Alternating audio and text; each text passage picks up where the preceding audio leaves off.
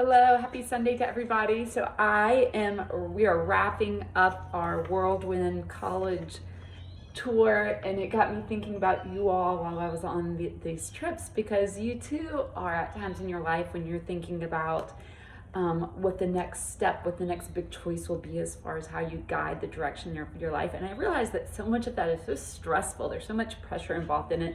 And yet at the same time, how cool is this, right? To design the next part of your life based on what is right and good for you. So I hope this process has been fun on your end if you too are looking at and thinking about what it's going to mean to go off to college in the next couple of years. All right, welcome to Unit 3, Week 2. One true essential thing you've got to do is I need you to fill out the reflection.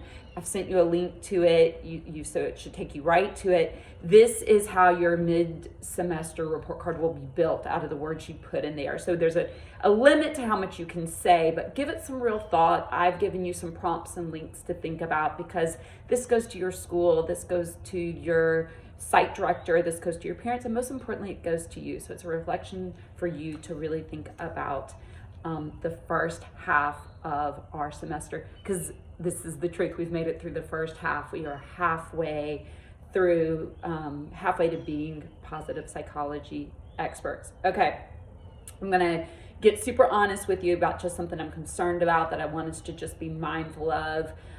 Please don't interpret this as me fussing, but it's just something where I want to create some awareness. But I am noticing a struggle with due dates and work accomplishment that I have not seen in previous semesters. And so this is a little unfamiliar to me. And so I want to know from you if there's anything that I can do to help you make sure that you're staying organized so that you know when things are due. As I said last week, I want to say it again, the due dates for this unit are when the readings need to have been read by. So if you're not scrolling ahead, that's going to sneak up on you. So every Sunday, scroll the week ahead, figure out the work that's coming your way, and make sure you're doing it. Also, I'm seeing a struggle with the Hangouts that's not previously familiar to me either, which is that you start those at the beginning of the week and you throw some a couple minutes into it throughout the week, and this is a way that we build community. A lot of times in the surveys, students say that this is one of the most important things that happens as far as building a sense of connection with each other. And so then that takes us to what we're going to be working on this week, and that is we're going to continue reading Tribe. You'll have chapter 2, which is War Makes Us an Animal. I find that it is really interesting that we are reading this as Russia has invaded Ukraine, and it allows us to think about what those people and their displacements must be like. And what we hope for them is that in the midst of this horror and trauma, because what they are going through, losing their homes, not knowing if they'll ever return, not knowing what they'll have to return to, being separated from their communities, from their friends, from their family, this is terrifying. And what we hope for them is that there is an opportunity to come together and feel supported. I was watching a news clip last night where people were coming off of a train from the Ukraine into Budapest, and the people of Budapest were welcoming them they had people lined up that were able to speak different languages. There were food, there were clothes, there were toys. And I thought, this is the best of humanity, right? Like, people coming into their territory, one might perceive that as like, we need to take care of our resources. We don't have enough for you. But no, instead, there was this opening up. And that is what Younger's talking about, that crisis can bring out the best in us. It can allow us to support and connect with each other.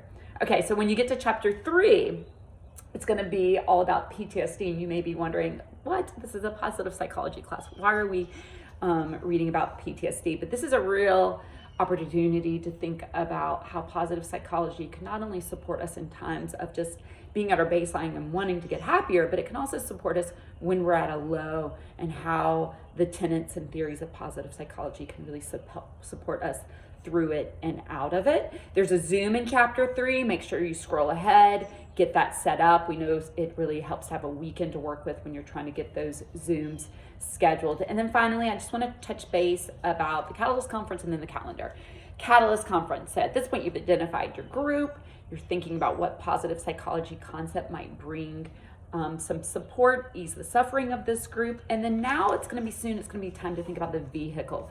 What are you going to do to deliver this to the group? Are you going to build a website? Are you going to make a TED Talk? Are you going to create a support group? Are you going to build an app? But you're going to build out that thing all the way, which is, it's going to take some time and some research and some effort. And so really right now we're trying to get the details in our mind solidified, because what's going to happen is we're going to finish this unit. Then we're going to take a 1-week spring break. Then we're going to do unit 4, which is on resilience and grit and growth mindset. And then you're going to have 1 week to fully work on the Catalyst Conference project.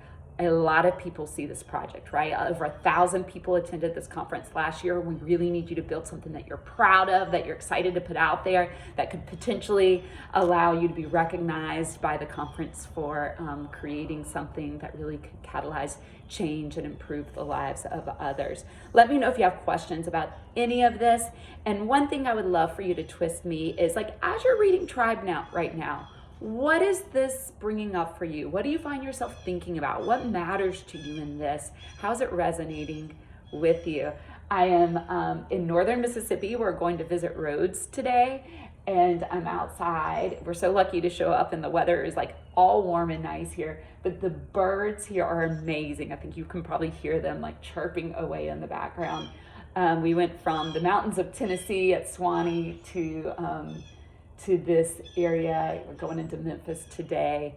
So it's fun to see how, different regions, different areas are coming out of the fog of winter. All right, have a great day.